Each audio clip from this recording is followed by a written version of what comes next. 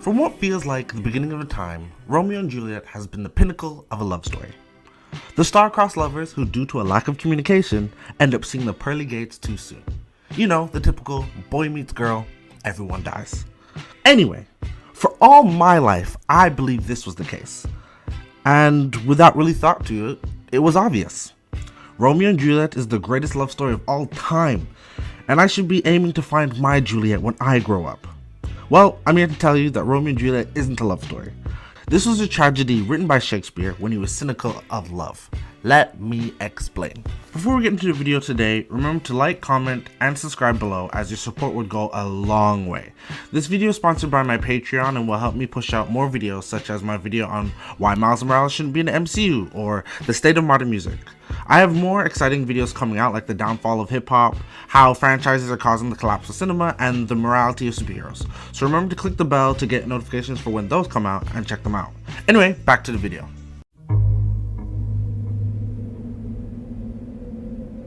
To really delve into this, we must first start with William Shakespeare's own personal love life.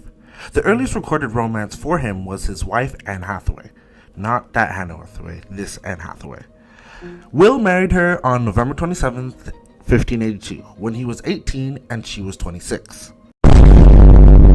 This was unusual, especially for the time. The age to be legally married for men was 14 and 12 for women. Although the average age for marrying was mid-20s, with the man often being the older one of the couple. Then, to add on to the strangeness of the situation, but perhaps explaining the reason for such an unusual marriage, the couple would welcome their first of 3 children just 6 months after their nuptials. In the heavily religious time in which Shakespeare lived, having a baby out of wedlock would have made them a bastard, though, and would have been extremely embarrassing on both their parts, which must have influenced later plays, as there are quite a few children born out of wedlock, such as Philip the Bastard in King John, Don John in Much Ado About Nothing, and Edmund in King Lear. Anyway, his family life was a strange one, as he left his wife and children back in Stratford-upon-Avon, while he lived full-time in London with a very busy schedule. Back then, the main method of traveling was by horse and carriage, with the traveling speed of about 25 kilometers per day, or 15.5 miles. Which means with a distance of about 163 kilometers, 101 miles, so it would take Shakespeare 6.5 days to see his family. A long distance relationship before texting must have put an even bigger strain on their relationship. Even when he became rich and successful playwright, he never moved his family to London. When Shakespeare died, he left his second best bed to his wife. Now, that doesn't sound like a healthy and strong relationship, but I'm getting ahead of myself. Let's focus on the era when Romeo and Juliet was first written. According to scholars, Romeo and Juliet was written from 1591 to 1596, ending in the year that his only son Hamlet died, at the young age of 11, which is only 2 years younger than the age of Juliet, but we will get to that later. The pain he experienced from Hamlet's death is present in his work through Constance's speech in King John, which states, "Grief fills up the room which my son used to live in. It lies in his bed and stalks me when I walk. Reminds me of the beautiful things about Arthur, my son, and walks around the house in my son's place. If grief wore my son's clothes, would then I be able to love grief?" This is an excellent example of Shakespeare's personal life permeating into his work, and can explain the constant death and tragedy that surrounds the romance front and center in Romeo and Juliet. Also around this time, there are many sonnets written by Shakespeare of deep loves between a male speaker and a well-born young man, which is especially strange as during this time period homosexuality was shunned, though King James VI of Scotland was known to have a relationship with Esme Stuart, the first Duke Lennox. Legality-wise, the Buggery Act of 1533 was still in effect, outlawing male-male sexual activity punishable by death. Any 2 male lovers during this time would have been star-crossed, with questions of Shakespeare's own sexuality arising as rumors of possible romances with Henry Wortley, 3rd Earl of Southampton, the man who Shakespeare quarantined with as the bubonic plague struck Europe,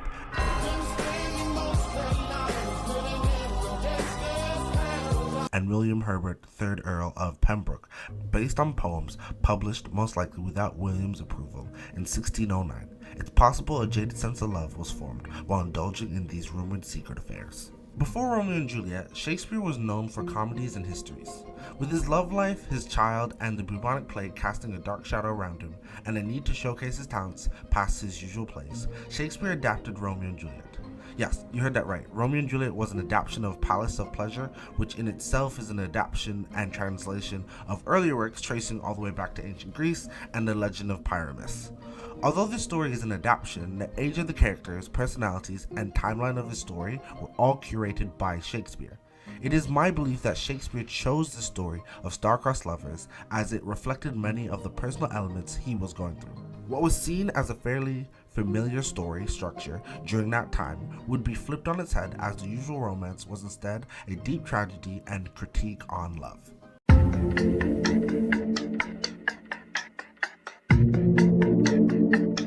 Now that we have established the state of mind Shakespeare was in and the personal circumstances that have shaped his love life and story, let's now look for the evidence in the actual text that prove that Romeo and Juliet wasn't written to be the great romance we have been conditioned to believe it is.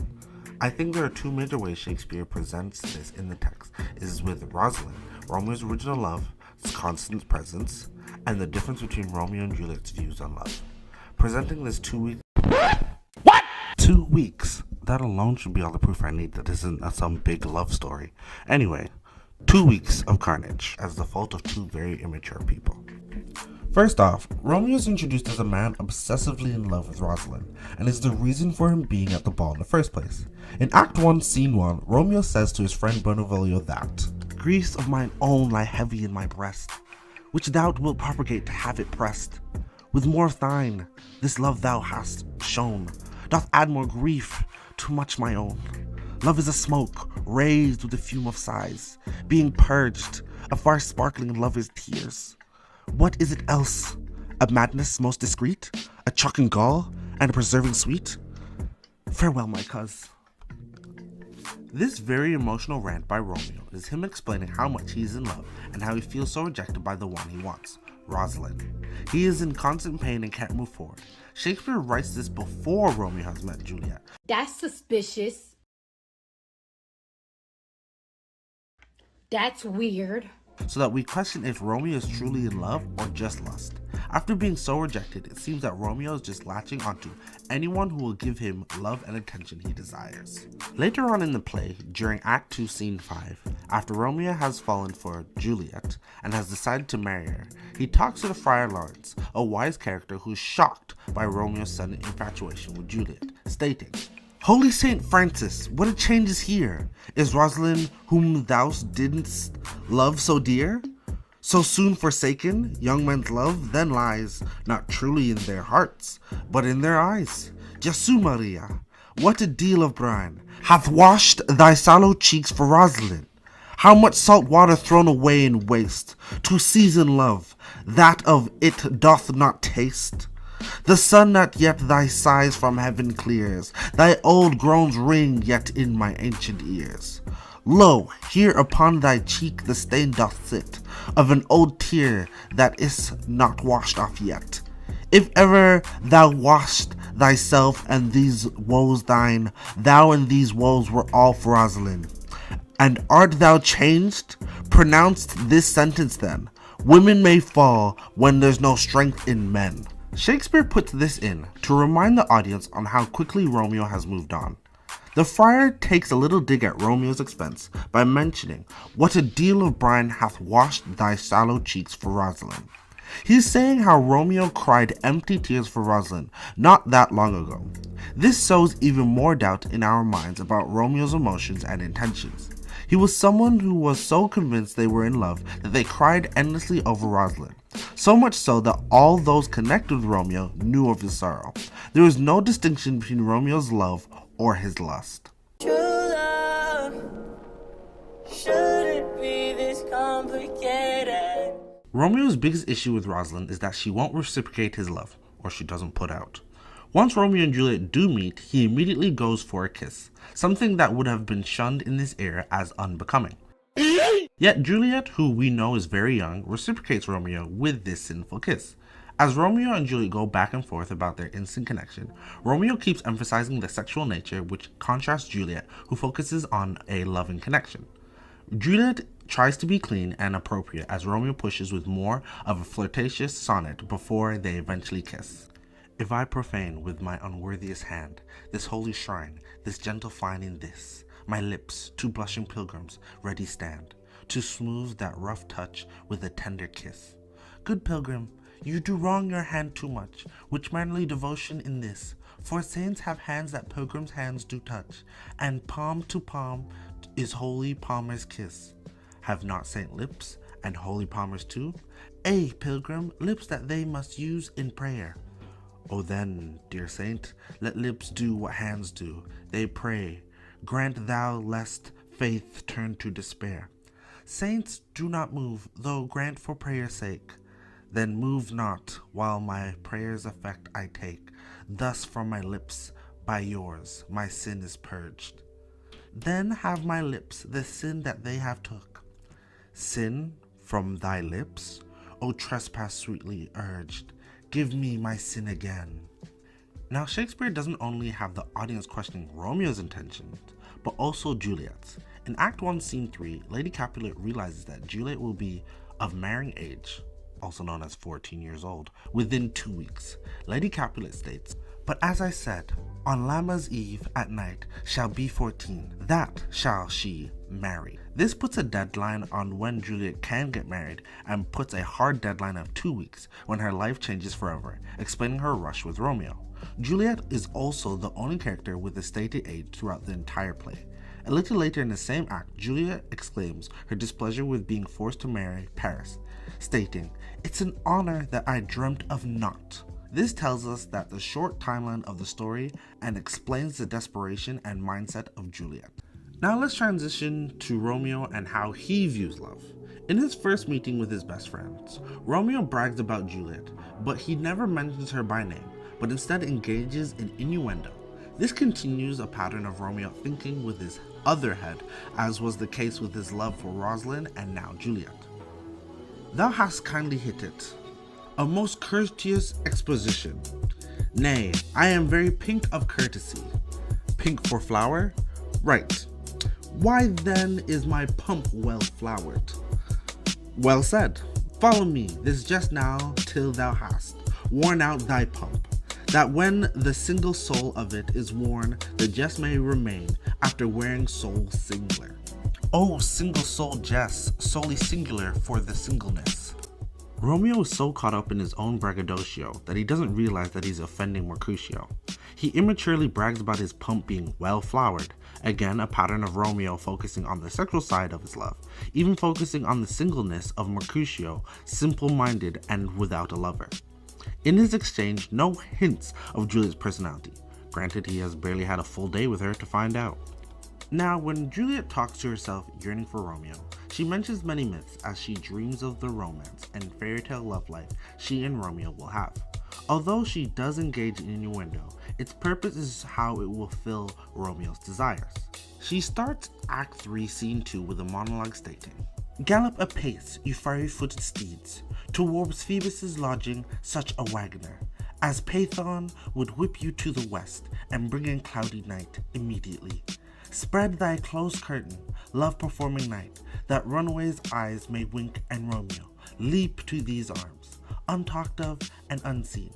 Lovers can see to do their amorous rites by their own beauties, or, if love be blind, it best agrees with night. Come, civil night, thou sober-suited matron, all in black, and learn me how to lose a winning match. Played for a pair of stainless maidenhoods. Hood my unmanned blood, bating in my cheeks, with thy black mantle, till strange love grown blood. Think true love acted, simple modesty. Come night, come Romeo, come, thou day in night, for thou wilt lie upon the wings of night, wither that new snow on a raven's back. Come, gentle night, come, loving back-browed night, give me my Romeo, and when he shall die, take him and cut him out in little stars, and he will make the face of heaven so fine, that all the world will be in love with night, and pay no worship to the garish sun. Oh, I have bought the mansion of love, but not possessed it, and though I am sold, not yet enjoyed, so tedious is this day. So tedious is this day, as in the night before some festival, to an impatient child that hath new robes, and may not wear them. Oh, here comes my nurse, and she brings news, and every tongue that speaks, but Romeo's name speaks heavenly eloquence. Juliet uses the image of the Greek god Phaeton and his father Phoebus, known for crashing his son's chariot that set the earth ablaze, as a way to convey her eagerness to see Romeo. Other than the ironic foreshadowing of this, since their romance crashes and burns, this image of eagerness shows a yearning for Romeo's love. It is fantastically over the top, but also wild and out of control. She dreams of jumping in Romeo's arms and letting their love grow as they spend more time together. She is impatient to have this outcome. Her use of talking about when Romeo shall die is foreshadowing, but also an innuendo for the wedding night. Juliet wants to do her wifely duties as Romeo has pushed his sinful desires consistently on this 13-year-old Juliet. Again, Shakespeare focuses on the contrast of how young Juliet views her love fantastically and pure compared to Romeo with his sinful desires at the forefront. Shakespeare makes the audience question Romeo's true intent, especially since Romeo is most often played by an older actor than Juliet's. Their views of love contrast each other and thus will naturally make you question their short romance completely, which is exactly what Shakespeare wanted. So in conclusion, while Romeo and Juliet is often thought of as a classic love story, it is clear that it is a tragedy about the destructive power of irrational passions and violent conflict. The relationship between the two main characters is rushed and based primarily on physical attraction. Romeo and Juliet fall in love at first sight and decide to get married after only a few days of knowing each other. They are young and impulsive, and their love is characterized by intense emotions rather than deep understanding and mutual respect. Looking at the love life of Shakespeare, you can see the many issues, triumphs, and tragedies, such as his own fairly rushed marriage, the Black Plague, and the loss of his son, and possible shunned homoerotic romances that influence his writing of the tragic story of Romeo and Juliet. By the way, it is now your job to prevent the spread of fake news. Let everyone know Romeo and Juliet isn't a love story. Stop the propaganda. Quick note, thank you all so much for your support and making it through this video. It took a lot of research and time and reliving high school trauma to make. Through your support, I have just crossed over 1,000 subscribers and couldn't have done it without the support of all of you. Still remember to like and subscribe though. I'm currently not in a YouTube partner program because of YouTube shenanigans, but any support to my Patreon would be greatly appreciated. Thank you in advance. This journey is making me after.